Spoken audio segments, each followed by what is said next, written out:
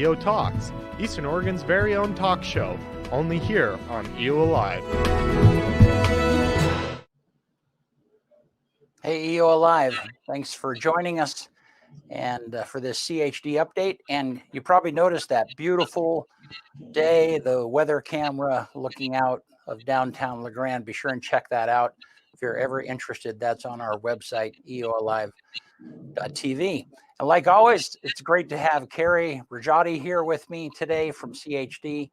And Carrie, good to see you again every 2 weeks.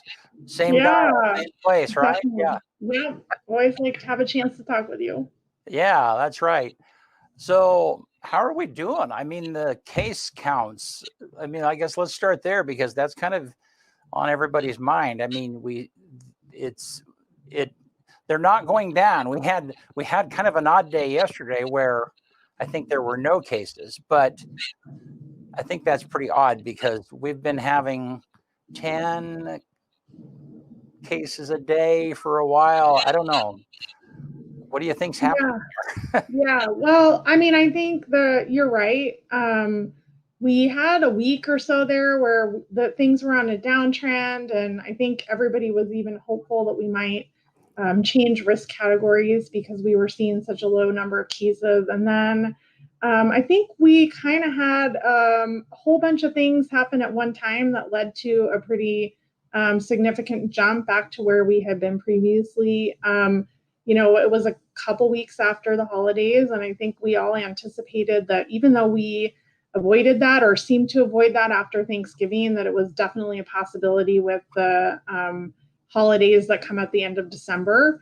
And then I think, we have had EOU students came back into our community, and while they do not comprise the majority of the cases that we've seen, there definitely are a few cases there. We've had some workplace outbreaks. We also just honestly have seen some community spread. And I think I suspect that it continues to be more challenging for people to stick very strictly to the guidance and the recommendations. We've been at this for almost a year.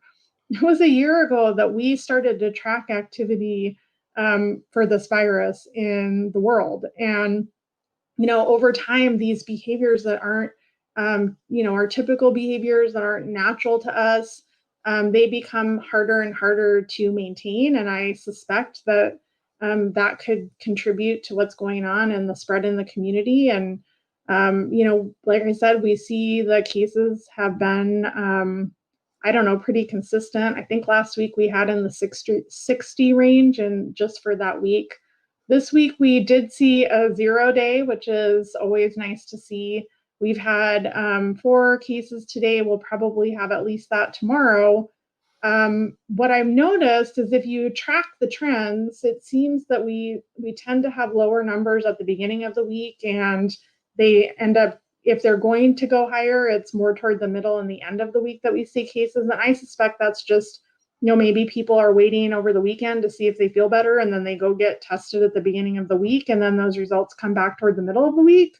So again, I think we're just seeing kind of community spread, and we're probably going to continue to see that for the foreseeable future, unless we, obviously see impacts of the vaccine, which I think is going to take some time. So that was a question that I had.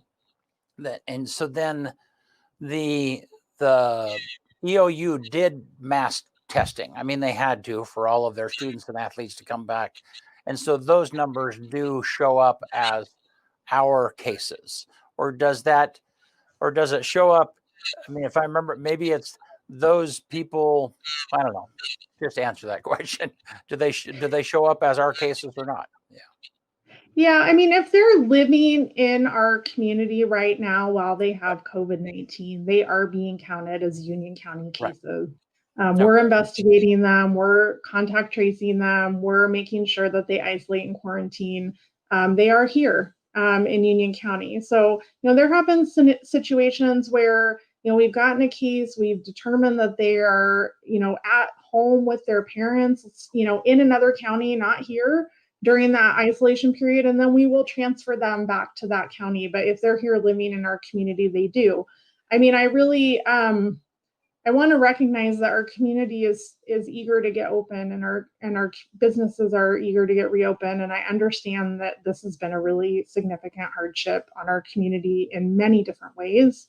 And I understand that we want to see our case counts go down. If you look at where our cases are coming from, like I said, I guess what I'm trying to make sure people understand is they're not all coming from one place. And so it's not like one place that is causing the numbers. There's cases coming from all different sectors of our community.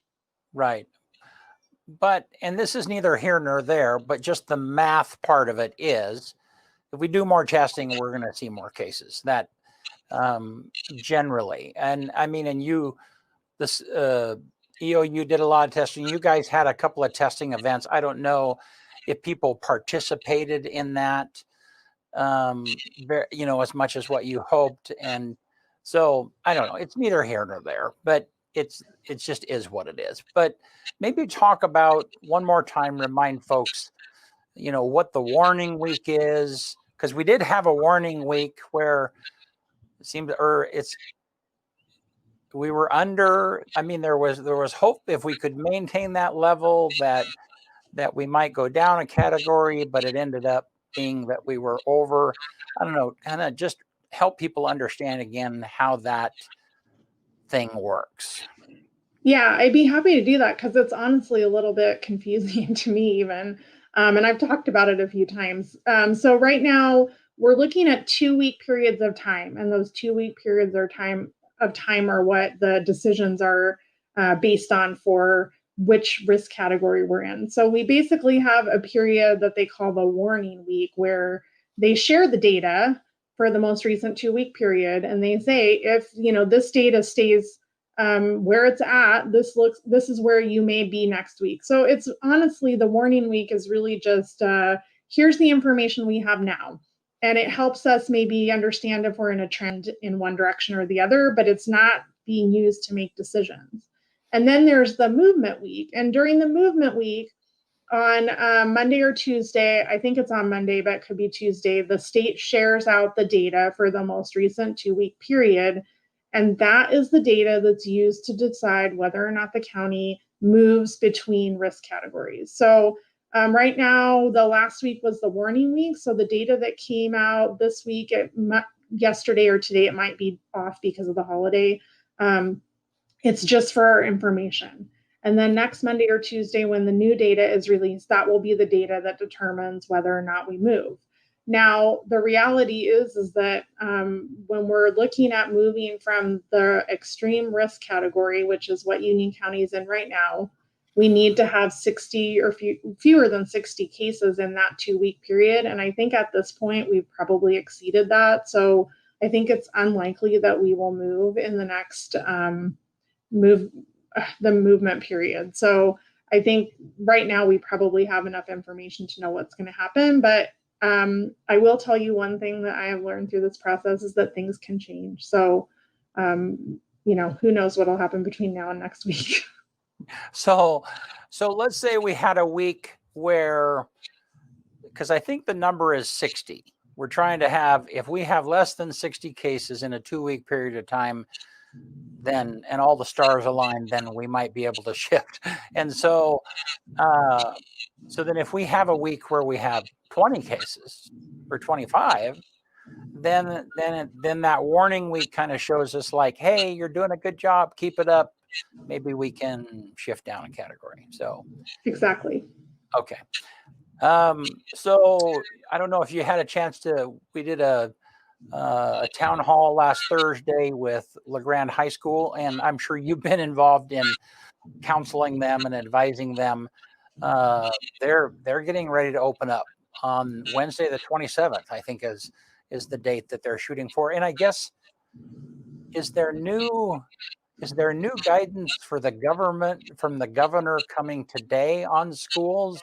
Seems like the 19th has been a day that's been thrown out there quite a bit. What can you tell us about? I wondered if you were going to say anything about that, and you probably noticed me looking at my phone right before we started, because there was just a press release that came out today, and I learned during a noon call that that was coming out. I haven't had a chance to review the guidance, but it is my understanding that the Ready Schools Safe Learners guidance document that really guides schools in how they can reopen and the practices they need to have in place to operate schools in person safely is being updated, and that was released at 1:00 today. So I haven't had a chance to review the changes in that guidance. It's my understanding that there was talk about changing the school metrics. So anyway, like I said, I haven't had time to prep for a conversation about that. What I do know is that, the governor has kind of shifted school metrics to being more advisory and basically encouraging schools to use that as a piece of information to help guide their school decisions, whether or not they do in-person learning or whether or not they continue to do comprehensive distance learning.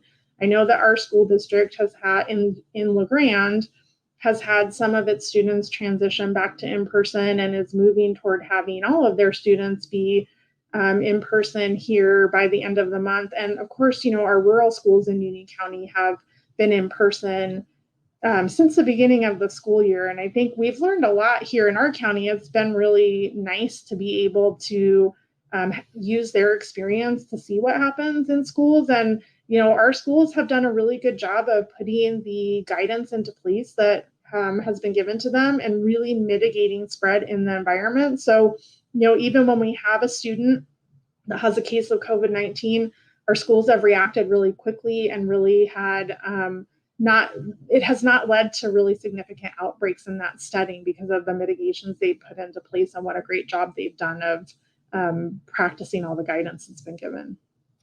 And if I get this correct, the schools have had a good idea about what was coming out on the 19th. So that's what they've been using to prepare their planning to reopening.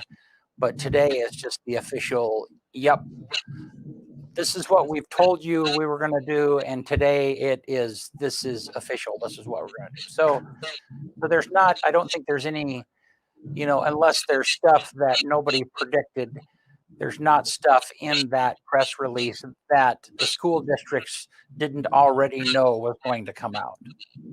Yeah, there shouldn't be any surprises. I believe that our schools have been very involved in the planning, and I anticipate they're all that information should be things they already knew. Good, yeah. All right, well, and what a responsibility. I mean, I asked how many students, 2,200 students. This was before COVID in the LeGrand School District, and nearly 700. I think probably over 700 students in LeGrand High School. What a horrendous responsibility to try and manage that and mitigate. Boy, that is the big word. Mitigate the risk, do what they can, but at the same time to kind of press forward. And it's pretty. There's a lot of mixed emotions about that, mixed feelings about that. So, yeah. Well, let's talk about vaccines. And so there is a tiered plan on who gets the vaccine when, and there's a lot of confusion. Sometimes people thinking that the hospital is the one that's running the ship of who gets vaccinated, and they're not. They're just one of the distribution points, and at this point, they're a distribution point for their own staff and the people that they think need that particular vaccine. So where are we at in the criteria of who's being vaccinated, who's next? Kind of talk to us about that a little bit.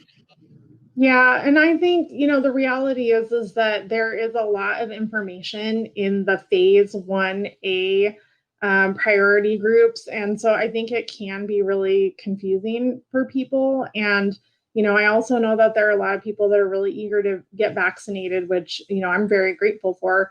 I think right now where things stand is that our state and our county are really continuing to make sure that we have completed the phase 1A priority groups.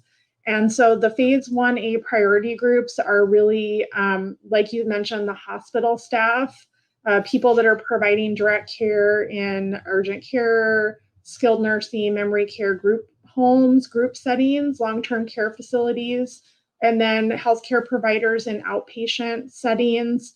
And then also there's folks in there that may provide care to medically fragile individuals in the home. So it's not necessarily just limited to group homes, but if somebody provides care to somebody in their home, there are also folks in that group that would fit the criteria. And so because it is so complex, my recommendation would be that folks go look at Oregon's phase 1A sequencing plan and really review it closely to see if they fit. It's really hard for us to, provide really specific guidance to every single person about whether or not they fit. So we really encourage folks to go look at that document and really look at it and make a determination and assessment about whether or not they meet that criteria or not. And if they don't, hopefully it won't be very much longer before we will open it up to a priority group that will incorporate a lot of other people. So right now, what we know is that the governor has shared that we can open up vaccine to educators and early childhood folks on the 23rd. So that's next week. And then following that, we'll work on the older population in our community. So I believe we start with folks that are 80 and older and then work down to the, so we get all the folks that are in that 65 and older range. And then I think we'll probably learn more about what comes next. I know that the vaccine advisory board that the state has put together is working through that right now. And so by the time we get through that group, hopefully we'll have additional guidance about who is next. And I'm assuming there will be essential workers, but how we categorize and prioritize those is really something that board is going to work on. I think the other thing that I really want folks to know is that our ability to provide vaccine is dependent on our getting a vaccine. And right now, at this point in time, we're learning week to week what our vaccine allocations are. So right now, we're trying to really finish up that 1A group, and we're, in the last couple of weeks, CHD offered some public vaccine availability to the folks that fit the 1A priority group. And this week, we probably aren't going to be doing those public events, but I want people to know that even though we're maybe not doing an event where anybody who fits the criteria can go schedule, we are going to be vaccinating. And this week we'll focus on, long-term care facilities, group homes, adult foster homes. So, settings like those that are still in the phase 1A group that originally had signed up for a federal pharmacy program and with the intent that corporate pharmacies would come out and vaccinate them. But because many of them have not gotten on the schedule yet for that program, we want to get them vaccinated ASAP since they're in that 1A priority group. So we're going to go ahead and focus on getting them taken care of this week. So we will be vaccinating. It just might not be the way that it doesn't look the same way that it looked in previous weeks. So yeah, and then I think, we will look at what's going to happen next week. And I know that our educators, our early childhood folks, they're really eager to get vaccinated. And I think we're just going to have to basically look at how much vaccine we have available to us on the 23rd, which is the day that we're allowed to open it up to those groups, and see if we can, start vaccinating them. And so again, like I said, a lot of that's going to depend on how much vaccine we have and when we have additional vaccine coming. So I just really want to encourage folks in the community to keep following our website, chdinc.org, and we have a COVID-19 page, /COVID-19. We'll be updating that page with information, and I think we're also working on getting a listserv set up so people can sign up for an email to get regular updates that will help let them know when we're opening it up to additional phases. And so right now it's just a little bit of, we're still preparing, we're still planning, and as soon as we have more vaccine and are able to open it up, we will. So if there are some people that are in that 1A area, I mean, they go and they look at this and they go like, well, yeah, I'm at home, I don't have someone caring for me, but I'm definitely in that category. Can they reach out to you guys, or what do you advise them to do, Carrie? If they fall into the phase 1A group, then what I would advise them to do is to keep checking our website. And like I said, as soon as we get that listserv up and going, that's really going to be the easiest way to get updates, because we'll send out a news, an email as soon as we have updates about when we'll have availability. Right now, we can't really schedule another, vaccine clinic because we don't know if we have the vaccine to cover it. And so right now we're going to get our numbers in line for the congregate care settings that we're doing this week. And once we determine what we have available, we'll schedule clinics for the future. Timeline to be determined. So the best thing to do is to keep checking our webpage. So then you did say, and again, this is dependent upon the availability of the vaccine, but one of the next groups is going to be educators, teachers. Is that what you said? Yeah. Yeah. Definitely. So the governor has basically said that on the 23rd that we can start vaccinating the educators, the early childhood. But like I said, that will depend on how much vaccine we have available. And so we need to finish up group 1A or phase 1A priority groups. And then once we feel like we have gotten those folks done and we are able to, determine exactly how much vaccine we have available now and how much vaccine we may have coming to us next week, then we'll be able to announce concrete plans for additional vaccine events. So do we have, has CHD been able to give out the vaccines that they have been allotted so far? Has there been anything that has held up that process? Yeah, no, I mean, we have administered over 500 vaccines. Wow. And so, like I said, this week, we're probably looking at doing over 200, maybe up to 300 more for those group settings. And then I need to go run the numbers again, like once we get like firm numbers on that. And it's, I mean, I know it seems kind of strange because you're thinking like you have doses of vaccine, but we really need to make sure that we know exactly how many we're going to need to use in those congregate care settings. And that's a matter of, some of them have 2 people, some of them have 10 people. And so it's calling them and getting like really concrete numbers. So then we can do the math, so to speak, and see how many doses we have remaining, which then we will plan for how to get the next groups vaccinated. So guess-wise, do you have any idea how many vaccines we've done approximately? Seems like the hospital had like 400 or so, and are we over 1,000 people that have been vaccinated yet so far?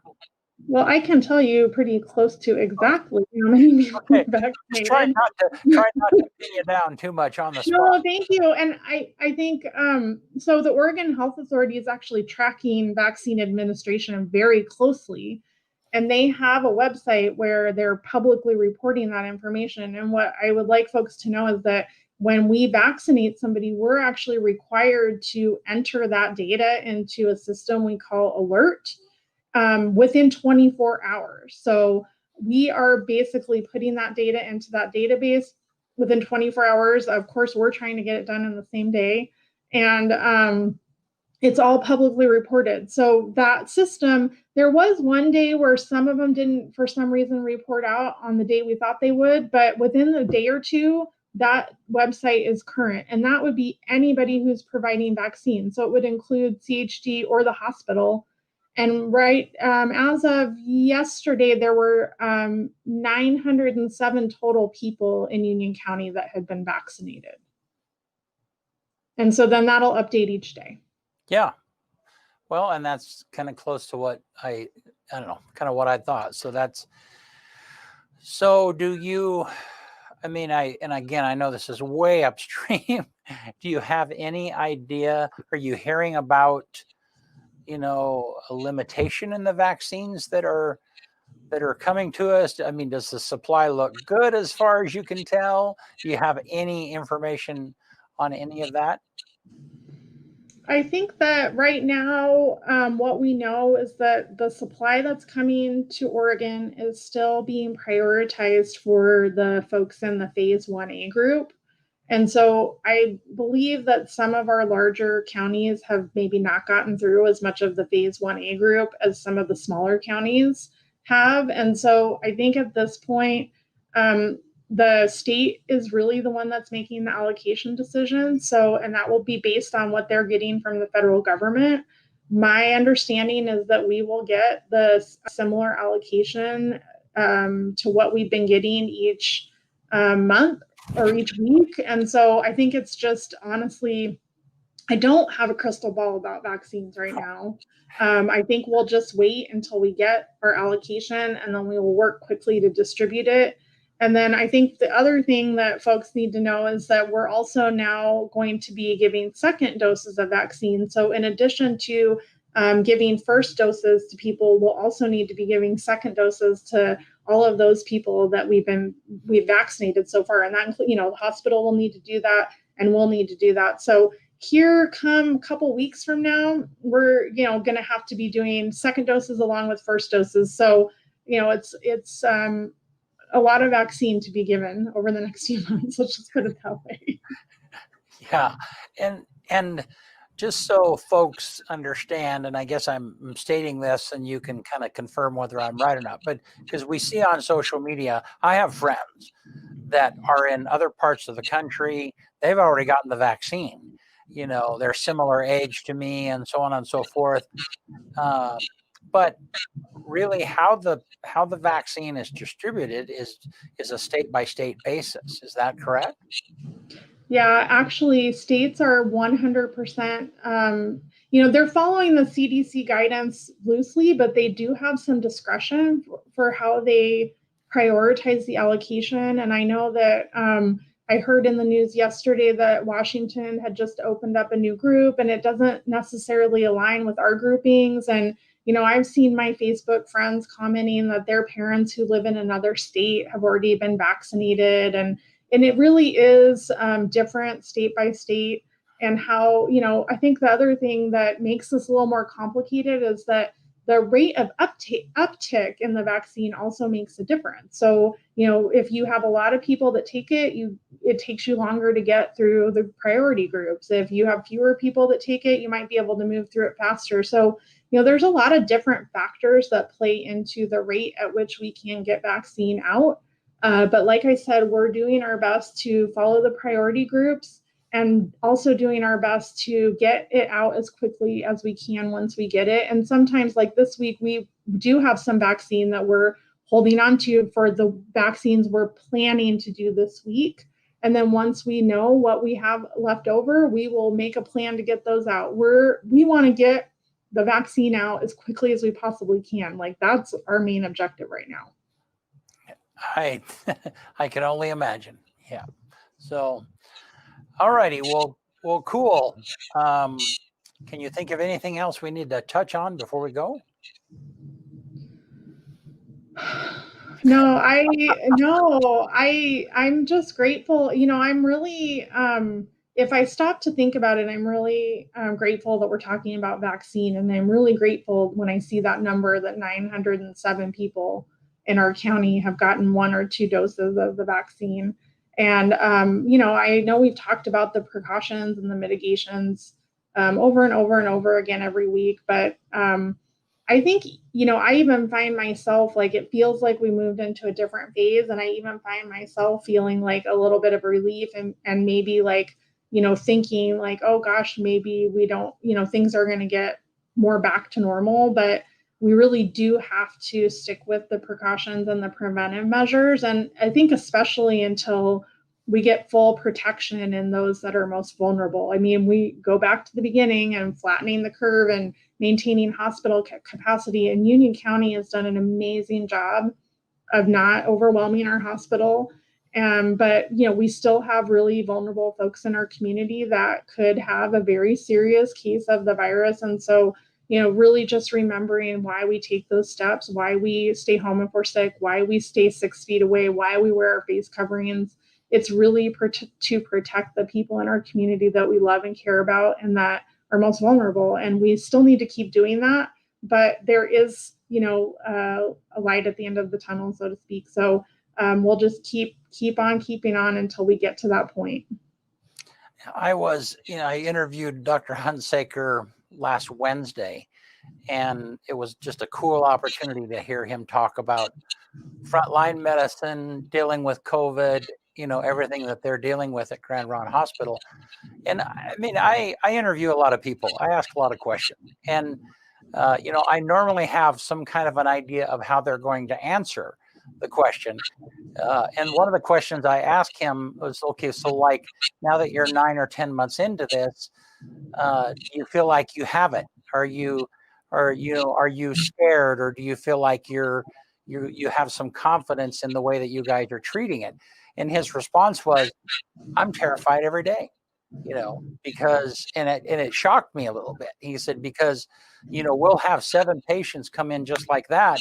And my worry is there another 7 patients behind them? And it would only take, it wouldn't take very long to overwhelm our little we're blessed to have what we have, but our 25 bed hospital. Now there are other things that, clearly in the contingency plan of doing emergency medicine, they have other plans, but his point is that, it doesn't take very long to overwhelm the staff, the nursing staff, taking care of those people. And especially if you have multiple people that are violently ill, and I don't know, it was a little bit of a wake-up call for me. Yeah, well, and I think it's easy to see something happening somewhere else and not think that it could happen to us, but right now I have not been watching the news a lot, but I've, seen stories about what's happening in Los Angeles. And yes, it's a big city, and yes, there's lots of people there, but that doesn't mean that it couldn't happen here. And so I think, again, it's just, and I understand it's really hard to keep doing these things that we've been doing. It gets pretty exhausting, and we just need to keep doing it a little bit longer. Yep. Excellent. Well, Carrie, thanks for taking the time to be with us here today. And thank you to our sponsors, Grand Ronde Hospital and EONI, for making this kind of programming available. And CHD, I think, is going to be one of our sponsors in the future. And we really appreciate being able to, give content that is helpful for the community. And really appreciate you taking the time, Carrie. It's always a pleasure. Thank you. Yeah. And thank you, Eastern Oregon Alive.